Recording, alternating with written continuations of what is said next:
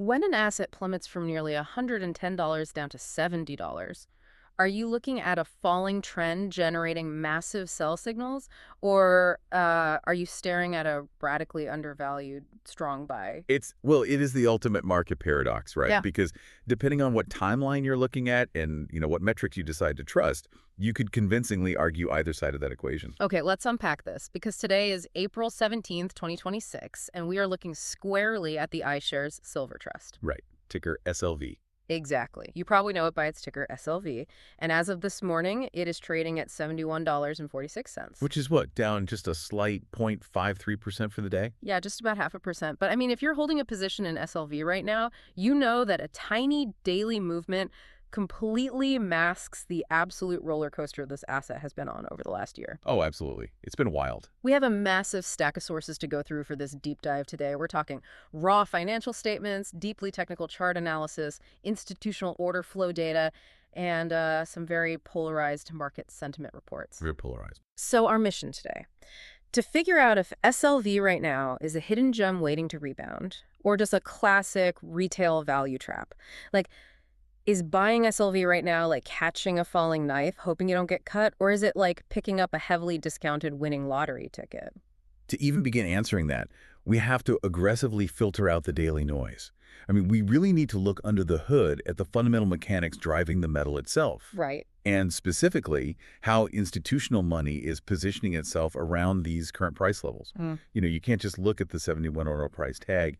You have to understand the velocity of how the market actually arrived here. Well, the velocity is what initially caught my eye in these reports because the trajectory we are looking at is honestly dizzying. It really is. But you've got the exact historical data in front of you. Walk us through how violent this move actually was. Yeah, so it really was unprecedented for a physical commodity. Exactly a year ago, and we are talking May 2, 2025, SLV hit a 52-week low of just $29.04. Right.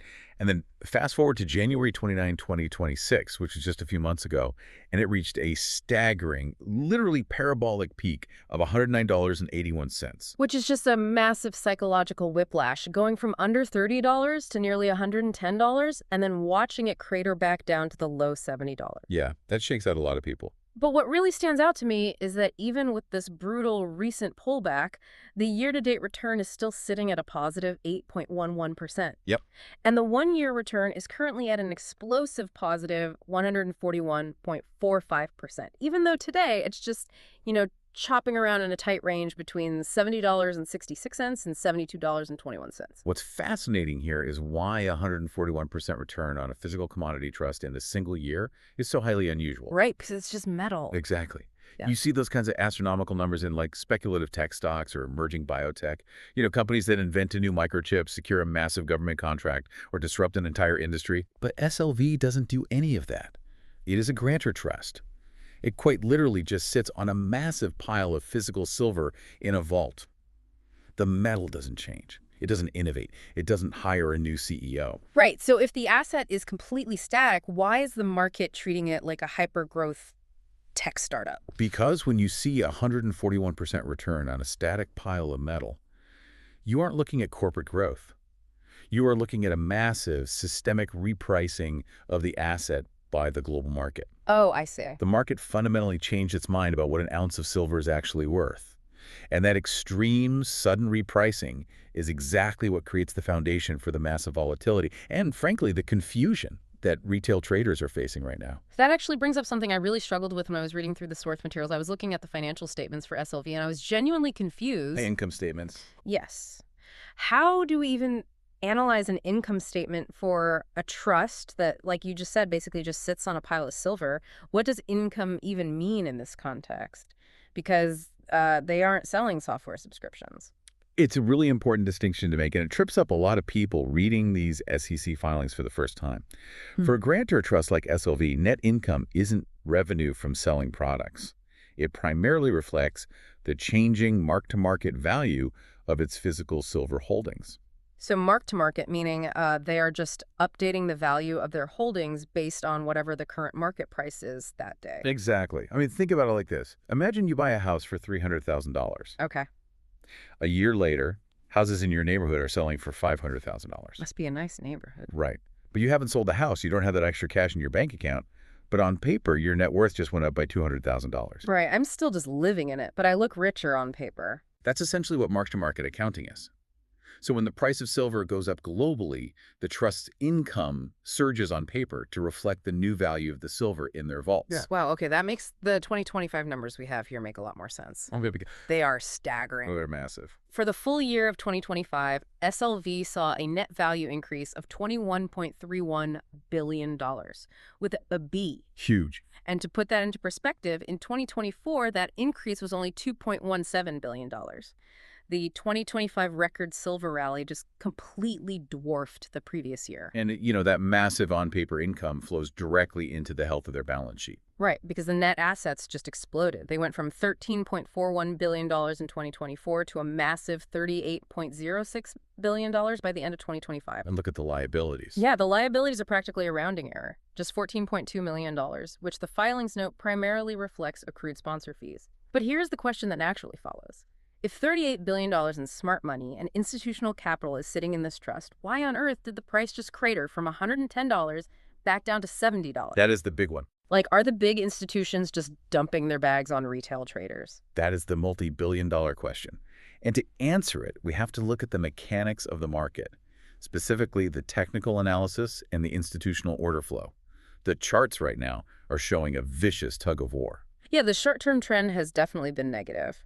Our sources highlight a technical event called a pivot top that occurred just a few days ago on April 14th, which triggered a cascade of selling. Right. Okay, hold on. Explain a pivot top to me, because it sounds like jargon, but clearly the algorithms care about it a lot. A pivot top is essentially a shift in market psychology visualized on a chart. Okay. So in a strong uptrend, an asset keeps making higher highs or higher lows. It pushes up, pulls back a little, then pushes even higher. A pivot top happens when the asset tries to push to a new high, fails, and then drops below its previous lows. Oh, so it breaks the stair-step pattern. Exactly. It signals to traders, and more importantly, to automated trading algorithms, that the buyers have finally exhausted themselves. The momentum has physically broken. Once that happened on April 14, the algorithms automatically started executing sell orders to protect their profits. So the short-term computers are just reacting to the broken momentum. Yes. But what's wild to me is that despite that short-term weakness and the massive drop from $110, the overall technical rating aggregate from analysts in our sources is still flashing a strong buy. Yeah, the macro view. How can anyone look at a $40 price drop and call it a strong buy? Isn't that just a lagging indicator failing to catch up to reality? It's a completely fair pushback. Yeah. But this divergence is actually classic market behavior.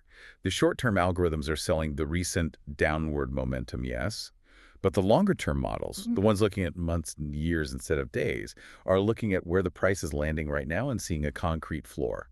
Let's talk about that floor, because the sources give us some very specific key levels to watch. They do. Right now, immediate support is sitting at $70.69, and just below that is a secondary safety net at $69.76. Right. If it manages to hold here and rallies, it's going to hit significant overhead resistance, meaning a lot of people waiting to sell at $80.96 and then $82.42. Exactly. Those are the ceilings. But when I look at the momentum indicators trying to predict which way it will break, it's kind of an alphabet soup. You've got the data there. What are the momentum indicators actually telling us right now? Let's break down the two most important ones mentioned in the reports. First is the 14-day RSI, or Relative Strength Index. It's currently sitting at 55.9. And for context, RSI measures the speed and magnitude of recent price changes, right? On a scale from 0 to 100. Precisely. Anything above 70 is considered overbought, meaning the price went up too fast and is due for a pullback. Right. Anything below 30 is oversold, meaning it dropped too fast and might bounce. At 55.9, SLV is sitting right in the middle. It's in neutral buy territory. So it's balanced. Yeah. What this tells us is that the market has completely cooled off from the euphoric overbought conditions we saw in January at $110. But crucially, it hasn't capitulated into blind panic selling either. Okay, what about the MACD? The METCD, which stands for Moving Average Convergence Divergence, is currently at 0.44 on the daily time frame. Okay, another acronym. Break it down for us. How does it actually work? METCD basically takes two different moving averages of the price, usually a fast one and a slow one, and measures the distance between them. So it's looking for momentum shifts. Exactly. It's looking for changes in momentum. When the fast line crosses above the slow line, it's a positive number, suggesting momentum is building. A positive base 404 indicates a modest bullish bias. Modest being the key word there. Right. It's not screaming that a massive rally is imminent, but it's whispering that the underlying momentum is still trying to push upward despite the recent drop. And the moving averages themselves are shouting a bit louder, right? Yeah. Because the sources note strong buy signals from both the 50-day moving average, which sits at $69.63, and the 200-day moving average, which is at $68.93. Yes. And the current price of $71 is sitting just above both of those lines. Which acts as an incredibly important psychological and algorithmic safety net. When an asset's current price is above its 200-day average, the broad market consensus is that it is still in a macro uptrend. The long-term trend is still your friend. Right. The moment it drops below that 200-day line, though, the narrative changes to a bear market immediately. Oh, wait, who is actually doing the buying at these levels to keep it above that line? Because our order flow data shows something really interesting. The volume data, yeah. In late March, during a brief recovery period, there was incredibly heavy volume. Institutions were clearly jumping in, buying on strength. But over the last few days, that volume has tapered way down to roughly 21 million shares. If this is such a strong buy, why is the volume drying up? That tapering is the market collectively holding its breath. Professional traders are currently defending what they view as the $70 equilibrium zone. So they're waiting. Exactly. They bought heavily in March, and now they are just waiting. They want to see if macroeconomic forces will push the price up to test that $80 resistance, or if they're going to be forced to defend that $69 support line. It is a high-stakes standoff. Here's where it gets really interesting, because the market sentiment reports we pulled show a complete, almost philosophical divide on what happens next. So it's completely polarized. On one side, you have analysts screaming that SLV is a radically undervalued gem, like a once-in-a-decade opportunity. And on the other side, you have bears warning that this is a textbook value trap that is just going to crush retail investors. Let's lay out both arguments. Yeah, the tension between these two viewpoints is what makes this specific moment in the market so critical to study, because both sides have incredibly compelling data to back them up. Let's start with the bulls. The fundamental case, which is heavily supported by analysis from places like The Motley Fool, hinges on silver's dual identity. Right, the metal's actual utility. Yeah, it isn't just a traditional safe haven asset where people hide their money during scary economic times, like gold. It is also a highly conductive, absolutely critical industrial metal. And right now, the demand for silver in next-generation technology, specifically AI data centers and solar energy panels, is just exploding. It comes down to basic chemistry and physics. Silver is the most electrically conductive metal on Earth. Bar none. Bar none. You simply cannot build the ultra-high-density server racks required for artificial intelligence computing or the highly efficient photovoltaic cells required for modern solar panels. Without it, there is no synthetic substitute that works as well. And the bulls point out that because of this relentless, unstoppable industrial demand, we are currently in a 6-year structural supply deficit. Which is wild to think about. It is. The world is quite literally using millions of ounces more silver every year than miners are pulling out of the ground. Right. Think of it like this. Imagine an exclusive, highly sought-after annual tech conference. For 6 years straight, every single ticket is sold out. But the organizers, in this case, the AI companies and green energy manufacturers, keep building massive new stadiums that physically cannot open their doors unless they collect more of these exact same tickets. Eventually, something has to give. Exactly. Eventually, the scalpers outside are going to start demanding astronomical prices because the buyers have absolutely no choice but to pay up.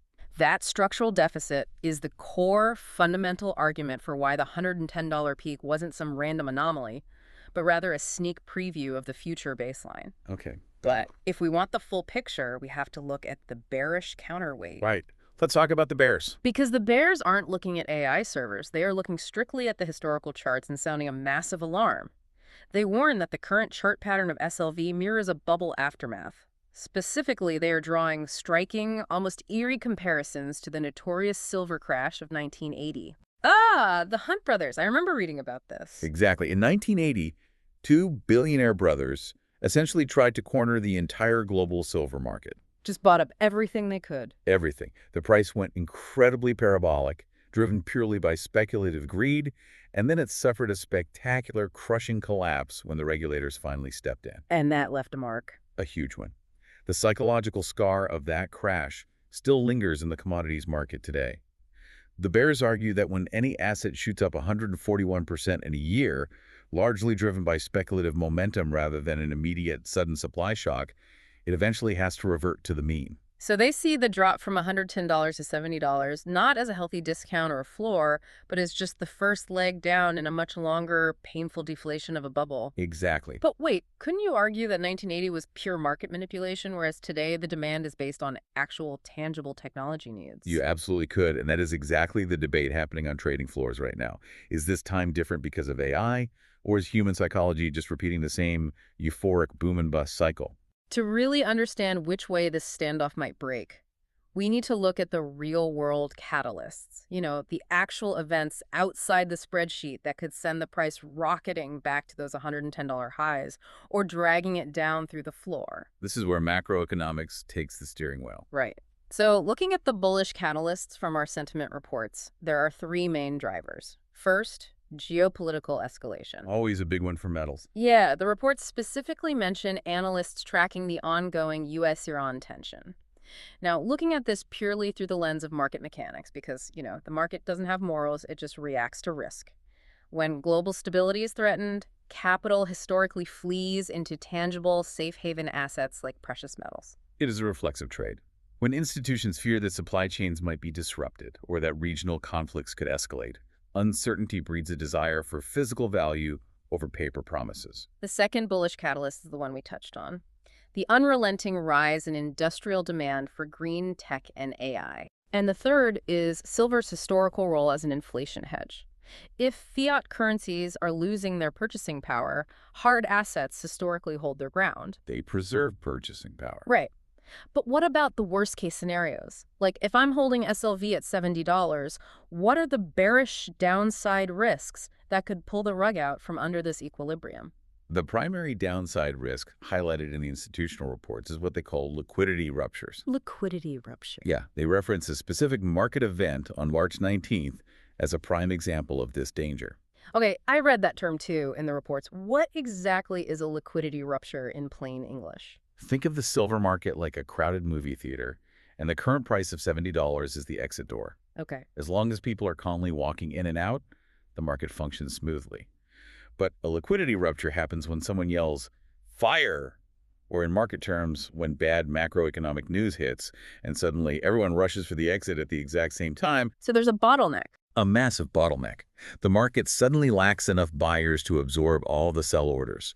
If a large institution decides to liquidate a massive position in SLV and there aren't enough buyers waiting at $70, the price doesn't just neatly tick down to $69.99. It drops fast. It gaps down violently, maybe to $65 or $60, until it finally finds a willing buyer. It just falls through empty air. That is scary. Very.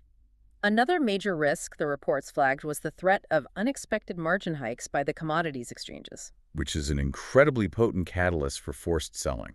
Explain the mechanics of that. Like, why does an exchange changing its rules crash the price? Because many traders don't buy silver with all cash. They use leverage or borrowed money provided by the exchange.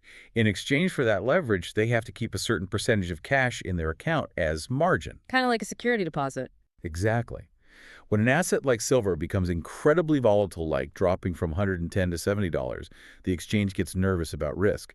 So they might suddenly announce, "We require all traders to put up 20% more cash by tomorrow morning to hold their silver contracts." Oh, wow. And if a trader is already over-leveraged and doesn't have the extra cash lying around? The exchange automatically liquidates their silver position. They forcefully sell it into the market. Even if the trader doesn't want to sell. They have no choice.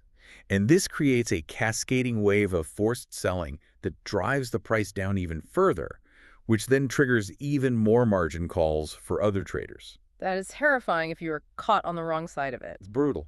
But reading these reports, it seems like the most insidious risk, the one that quietly creeps up on retail investors without them noticing, is rising interest rates. Yes. Why do interest rates hurt silver so much? If we connect this to the bigger picture, it all comes down to the foundational financial concept of opportunity cost. Silver, as a physical metal, yields absolutely nothing. Right, it doesn't pay you just to hold it. Exactly. It doesn't pay a quarterly dividend like a blue chip stock. It doesn't pay a monthly coupon like a treasury bond. It just sits there. So if global central banks decide to keep interest rates high to fight inflation, or even raise them further, you can suddenly get a guaranteed, risk-free 4% or 5% return just by holding government debt. So imagine you're an institutional money manager running a billion-dollar pension fund. You look at your portfolio and say, why am I holding this incredibly volatile, non-yielding metal that just dropped $40 when I can get a guaranteed 5% return over here in government bonds? Exactly. The opportunity cost of holding silver simply becomes too high for institutional capital to justify to their clients. So they sell the metal and they buy the bonds. And that drains the capital out of SLV. Precisely. And this is exactly why retail traders who only look at chart momentum, who only look at the fact that silver is down from $110 and looks cheap, often get trapped in a falling market.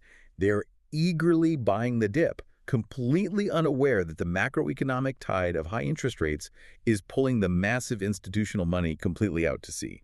So what does this all mean? If we synthesize everything we've looked at today, from the balance sheets to the pivot tops to the structural deficits, we are witnessing two very different battles depending on your time frame. Absolutely. In the short term, right now on April 17, we are watching an incredibly tense standoff.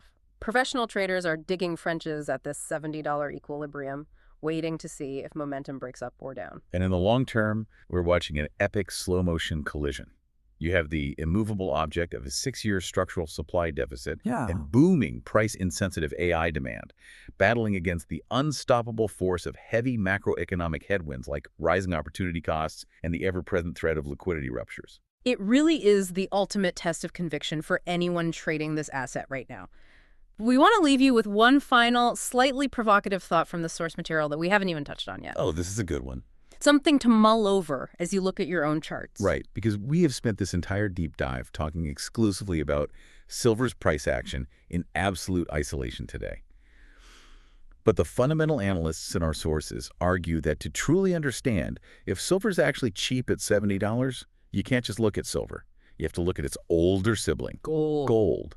What does the current silver to gold ratio tell us about whether silver is relatively undervalued right now compared to gold? Historically, those two metals move in tandem.